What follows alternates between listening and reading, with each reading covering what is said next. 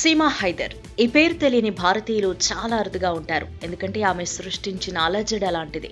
PUBG ద్వారా పరిచయమైన ప్రేమికుడు సచిన్ కోసం భర్తను వదిలేసి పాకిస్తాన్ నుంచి భారత్కు అక్రమంగా వచ్చింది. సచిన్ ని పెళ్లి చేసుకుని హిందూ ధర్మాన్ని స్వీకరించింది. క్రమంగా ఆమె సెలబ్రిటీగా ఎదిగింది.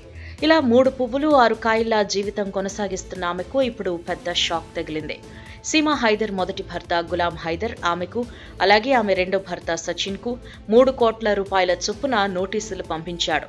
ఇంతవరకు చట్టపరంగా విడాకులు తీసుకోని నేపథ్యంలో ఆయన ఈ నోటీసులు జారీ చేశారు. అంతేకాదు గులాం తరపు న్యాయవాది మోమిన్ మాలిక్ కూడా సీమా తరపు న్యాయవాది ఏపీ సింగ్ కు 5 కోట్ల రూపాయలు నోటీసు పంపారు. 1 నెల రోజులలోపు వీళ్ళు ముగ్గురు క్షమాపణలు చెప్పాలి అని, అలాగే తాము డిమాండ్ చేసిన జరిమానాని జమ చేయాలని ఆయన పేర్కొన్నారు. ఒకవేళ తాము చెప్పినట్లు చేయకపోతే ముగ్గురిపై చట్టపరమైన చర్యలు తీసుకుంటామని హెచ్చరికలు జారీ చేశారు.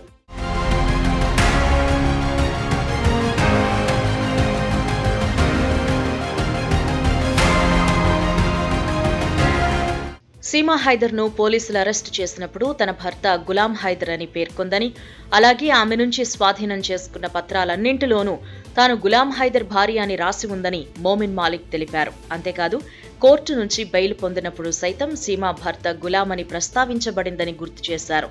తనని తాను గులాం భార్యగాను సీమా చెప్పుకుందని వెల్లడించారు. కానీ తనని తాను సీమా సోదరుడిని అని చెప్పుకుంటున్న ఏపీ సింగ్ సీమా హైదర్ సచిన్ భార్య అని చెబుతున్నాడు అని, ఏ ప్రాతిపదికన అతడలా అంటున్నాడని ప్రశ్నించారు. ఈ కారణం చేతనే ఏపీ సింగ్ కు 5 కోట్ల రూపాయలు నోటీసులు పంపినట్లు ఆయన వివరణ ఇచ్చారు.